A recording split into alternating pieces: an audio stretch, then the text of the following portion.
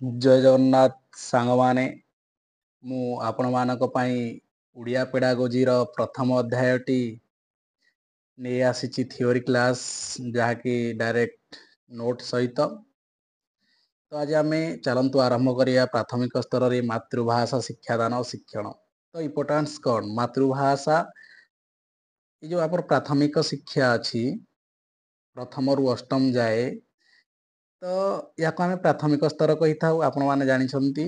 तो से प्राथमिक स्तर रे मातृभाषा शिक्षण शिक्षादान केमिति हेबो ता विषय जानिबा तार संज्ञा विषय जानिबा तार स्वरूप विषय जानिबा मातृभाषा कौन जानिबा। ठीक अच्छे चलतु आरंभ करिया क्लास टी। तो से प्रथमे कहूची सबु शिक्षार मूल आधार होची भाषा। ठीक अच्छे तो आमे जेते भी ज्ञान आहरण करूछंती जेते भी शिक्षा करूछंती से आमे कौन करूछंती ना भाषा माध्यम रे हमर शिक्षा संपादन होउची। तो ये भाषा कहले कौन भाषा कौन भाषा कहले कौन होची ना भाव प्रकाशर माध्यम होउची भाषा। हमर भाव को आमे जो माध्यम रे अन्य आगरे प्रकाश करि थाउ कही थाउ ताको आमे भाषा कहिबा।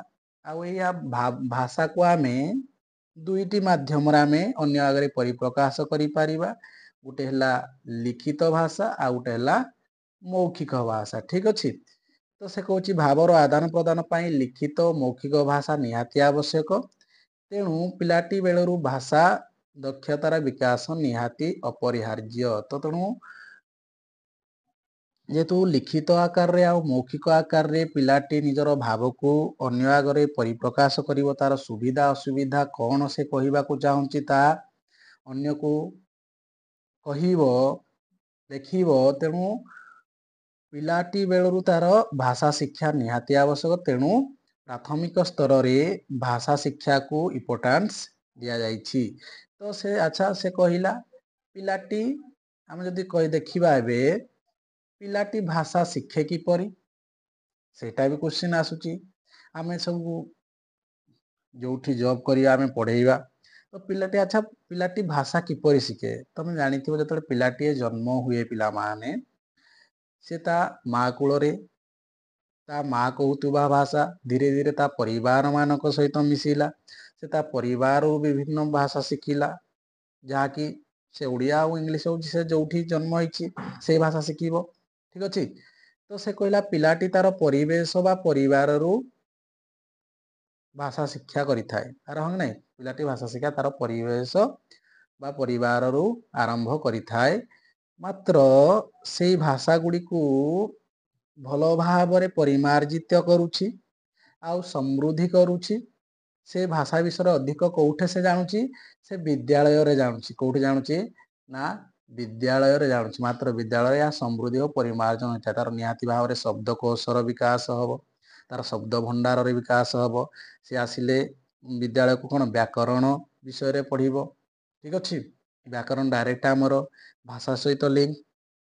ठीक अछि ना नाही से सेठू तार अधिक समृद्धि हबो भाषार। तार से नेक्स्ट पॉइंट कहिला ना प्राथमिक शिक्षा व्यवस्था रे भाषा शिक्षण ऊपर यथेष्ट गुरुत्व दिया जायछि। आमर प्राथमिक शिक्षा रे भाषा ऊपर यथेष्ट कोन दिया जायछि ना गुरुत्व दिया जायछि। तापर से कहला अनर्गल भाव पिलाटी कहिबा बुझिबा लेखिबा पढ़िबा दिगरे समर्थ हेउथिबारु से गणित परिवेश विज्ञान इत्यादि विषय गुडको सहजरे आयत्त करिथाए। से जेतेबेले भल भावरे कहि पारिबो अनर्गल भावरे बुझी पारिबो लेखि पारिबो ताहाले से कौन करि पारिबो ना विभिन्न पाठ को विभिन्न विषय को से सहजरे बुझी पारिबो। जेमती गणित परिवेश विज्ञान आहरी मध्य से बड़ हेले विभिन्न प्रकार विषय राजनीति विज्ञान इतिहास भूगोल सब पढ़िबो तो से संपर्क मध्य से सहजरे जानि पारिबो आ से विषय गुडको सहजरे बुझी पारिबो। ठीक अछि तेणु आमर प्राथमिक स्तर जदि भाषा शिक्षा भल भाव रही ताहले ताकू अन्य विषय गुडी को बुझीबा पई सहज होइथाए। ठीक अछि नेक्स्ट तेणु से कहिला कौन कहिला ना मातृभाषा कौन तेणु प्राथमिक स्तर रे शिक्षा को भाषा शिक्षा मध्य कुहा जाए। तेणु प्राथमिक स्तर रे आमे कौन करिया भाषा को कौन भाषा शिक्षा कुहा जाई परिबो बुझिबालो नै तो तापर नेक्स्ट आमे पढ़िबा कोन ना मातृभाषा शिक्षा शिक्षणर गुरुत्व ठीक अछि ए मातृभाषा शिक्षणर गुरुत्व कोन अछि पढ़िबा अष्टम श्रेणी शेष पर्यंत शिक्षा समाप्त को प्राथमिक शिक्षा कुहा जाए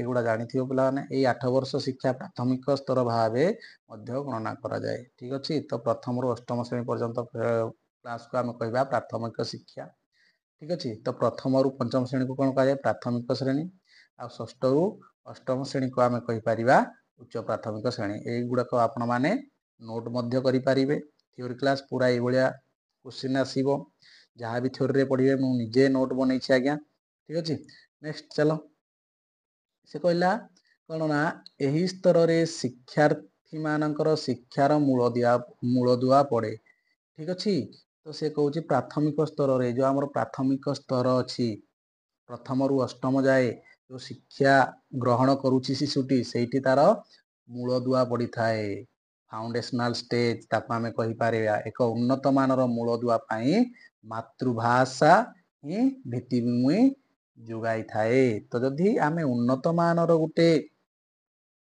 शिक्षा ग्रहण करिया पई चाहूचे बड़ हले विभिन्न प्रकार विषय संपर्क रे सहज रे आमे जानिबा को चाहूचे ताले आमर फाउंडेशन ठीक हेबा दरकार जहा कि मातृभाषा ही से भित्तिभूमि जोगाई थाए से मूलदुआ को किए स्थापन करे मातृभाषा ठीक अछि तेडू आमे प्राथमिक स्तर को आमे कोन कहि परिबा ना मातृभाषार शिक्षा कहि परिबा तापर आमे नेक्स्ट आलोचना करिया कोन मातृभाषार संज्ञा और स्वरूप आमे मातृभाषार संज्ञा जानिबा कोन मातृभाषा तार स्वरूप कोन जानिबा ठीक अछि चलंतु देखंतु एटे कोन कहला साधारण भाबे मा कोलरु शिखिथिबा भाषा को मातृभाषा कुहा जाए मु कहली जेपरि गोटे छोट पिलाटे जते बेले गोटे परिवार रे जन्म हेउची से ता मा ठारू ता परिवार ठारू जो भाषा शिक्षा करुची ताकू आमे कोन कहिबा तार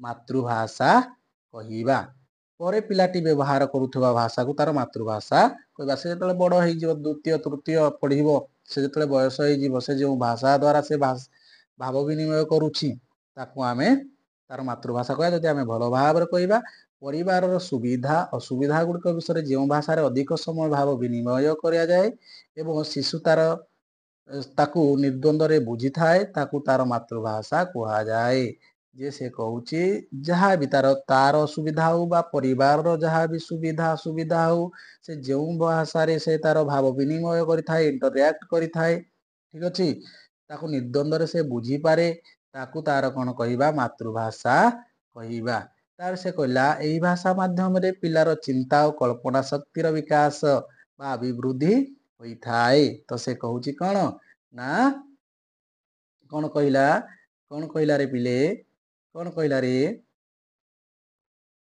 से कहूची एही भाषा माध्यम रे पिलार चिंता और कल्पना शक्तिर अभिवृद्धि होई थाए माने से कहूची मातृभाषा माध्यम रे तार चिंता शक्ति बढ़िबो कल्पना शक्ति बढ़िबो सृजनशीलता बढ़िबो ठीक अछि तापर नेक्स्ट से कहला कोन इतिहास भूगोल गणित साहित्य विज्ञान कला और संगीत ए समस्त विषय ज्ञान आहरण पाई मातृभाषा ही एक सहज और सफल माध्यम से जदि इतिहास भूगोल गणित साहित्य विज्ञान कला और संगीत विषय जानवा चाहूँगी से केतेबेले से संपर्क रे भल भाव जानी पारिबो जेतेबेले तार मातृभाषा से मातृभाषा भल भाव शिखिथिबो तार मातृभाषा उन्नत मान रहिथिबो आउ से मातृभाषा माध्यम रे से एई विषय गुड़ी को से सहज आउ सफलतार सहित ग्रहण करि पारिबो आउ ज्ञान मध्य आहरण करि पारिबो तापर से कहला एणु प्राथमिक स्तर रे मातृभाषा शिक्षा शीर्ष स्थान रे रही थाए बुझी पाइल ना बेले एणु प्राथमिक स्तर रे मातृभाषा शिक्षा शीर्ष स्थान रे रही थाए मातृभाषा को आमे एडै पारिबा नाही से मातृभाषा माध्यम रे आमे विभिन्न प्रकार शिक्षा ताकू देइथांती बुझी पाले नै तापर नेक्स्ट तापर से नेक्स्ट कोन कहला ना मातृभाषा रे ମାତୃଭାଷାରେ ଦକ୍ଷତା ଥିବା ବ୍ୟକ୍ତି ଜ୍ଞାନ ରାଜ୍ୟରେ ବିଚରଣ କରିବା ସହଜ ସାଧ୍ୟ ହୁଏ। ନା ଯେଉଁ ବ୍ୟକ୍ତିର ମାତୃଭାଷା ଯେତେ ଉନ୍ନତ, ଯାହାର ମାତୃଭାଷାରେ ଦକ୍ଷତା ଅଧିକ, ସେହି ବ୍ୟକ୍ତି ଅଧିକ ଜ୍ଞାନର କ'ଣ ହେଇପାରେ? ଅଧିକାରୀ ହୋଇପାରେ। ସେ ବିଭିନ୍ନ ପ୍ରକାର ଜ୍ଞାନ ସେ ଆହରଣ କରିପାରିବ। ତ ଏଗୁଡ଼ା ସବୁ ନୋଟ୍ କରିନେବ ପିଲାମାନେ। ତାପରେ ସେଇ ଭାଷା ବିଷୟରେ, ସେ ମାତୃଭାଷା ବିଷୟରେ କବି ଗଙ୍ଗାଧର ମେହେର କହିଛନ୍ତି। କ'ଣ କହିଛନ୍ତି? ମାତୃଭୂମି ମାତୃଭାଷାରେ ମମତା ଯାରୁଦେ ଜନମି ନାହିଁ, ତାକୁ ଯଦି ଜ୍ଞାନୀ ଗଣରେ ଗଣିବା ଅଜ୍ଞାନ ରହିବେ କାହିଁ। ତ ଏଗୁଡ଼ା ତମେ ତ ସବୁ ଜାଣିଥିବ ପିଲାମାନେ, ଏଠି ଆଉ ସମୟ ନଷ୍ଟ କରିବାନି। ତ ସେ କହୁଛନ୍ତି ମାତୃଭାଷାରେ ନିହାତି ଦକ୍ଷ ହେବା ଦରକାର। ଠିକ ଅଛି। ତାପରେ ନେକ୍ସଟ କହିଲା, ଆମେ ଆମ ନିଜର ଆବେଗ ଅନୁଭୂତି ମାତୃଭାଷା ମାଧ୍ୟମରେ ଯେପରି ପ୍ରକାଶ କରୁ, ଅନ୍ୟ କୌଣସି ଭାଷା ମାଧ୍ୟମରେ ତାହା ସମ୍ଭବ। ତେଣୁ ମାତୃଭାଷାର ସ୍ଥାନ ଶିକ୍ଷା କ୍ଷେତ୍ରରେ ସର୍ବପ୍ରଥମେ। ବୁଝିପାରିଲ ନା ନାହିଁ ପିଲାମାନେ? ସେ କହୁଛି ଆମ ଆବେଗ, ଆମ ଅନୁଭୂତି, ଆମର ଭାବ ଆମ ମାତୃଭାଷା ମାଧ୍ୟମରେ ଯେପରି ଆମେ ପ୍ରକାଶ କରିପାରିଥାଉ, ଆମ ମାତୃଭାଷା ମାଧ୍ୟମରେ ଯେମିତି ଆମେ ଅନ୍ୟ ଆଗରେ ପରିପ୍ରକାଶ କରୁ, ତାହା ଆଉ କୌଣସି ଭାଷାରେ ଆମେ କରିପାରିବା ନାହିଁ। ଆମେ ଯାହା କହିବା ପାଇଁ ଚାହୁଁଛନ୍ତି, ଯାହା ବି ଲେଖିବା ପାଇଁ ଚାହୁଁଛନ୍ତି, ଯଦି ଆମ ଭାଷାରେ ଓଡ଼ିଆରେ ଲେଖିବା ପାଇଁ କୁହାଯିବ, ତାହେଲେ ଆମେ ବହୁତ ସହଜରେ, ବହୁତ ସରଳରେ ଆମେ ଲେଖିପାରିବା।